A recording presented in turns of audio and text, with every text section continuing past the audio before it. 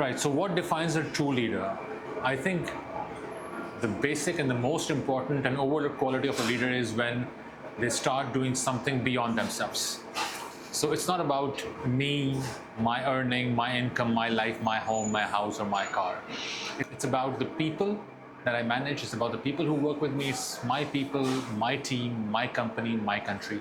When your level of thinking goes beyond yourself to the people, that's, I think, the first sign of a leader.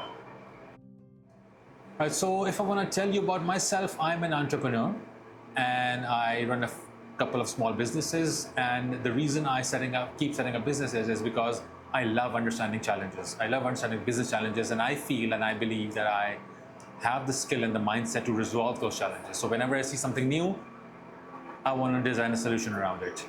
And I coach entrepreneurs. I work with budding business owners.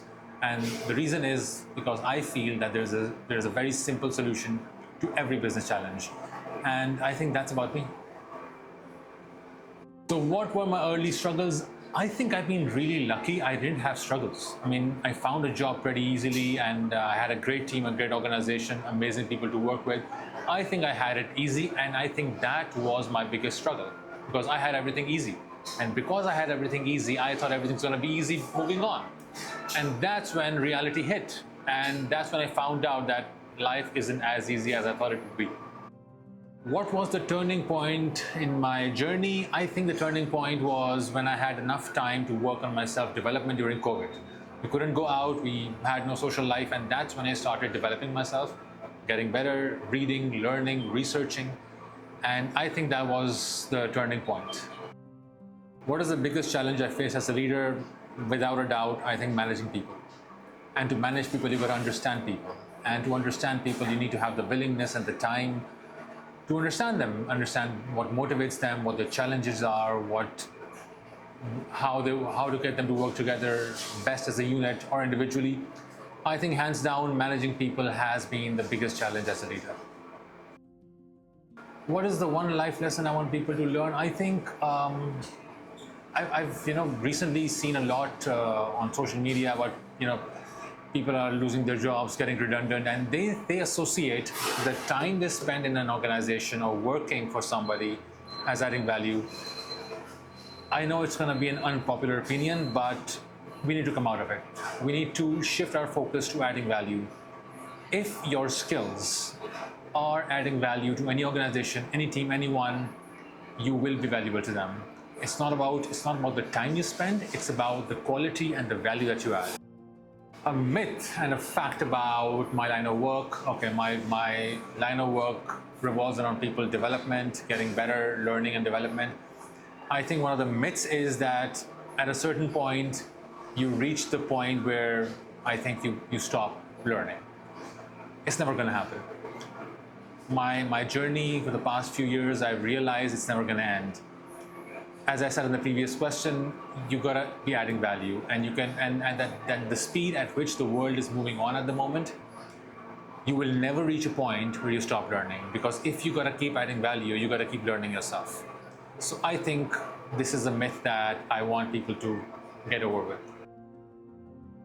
So the message I'd like to give to the youth is, I read a book by Robert Kiyosaki, and he says, don't work for money. And I had a hard time understanding, if you don't work for money, what do you work for? And I have the answer now: work to learn.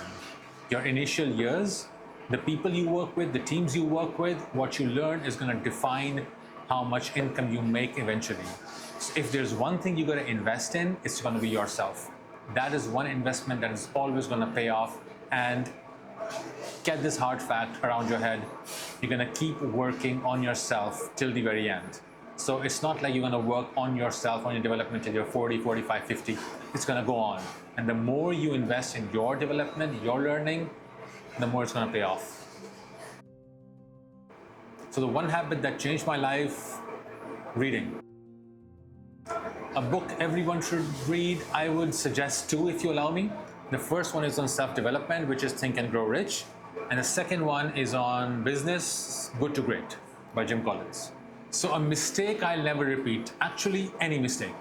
And that's one thing I've not mentioned about myself, is that I'm not afraid of making mistakes, but the one thing I dislike is repeating mistakes. So whatever the mistake you've done in your life, career, personal life, relationships, just don't repeat it.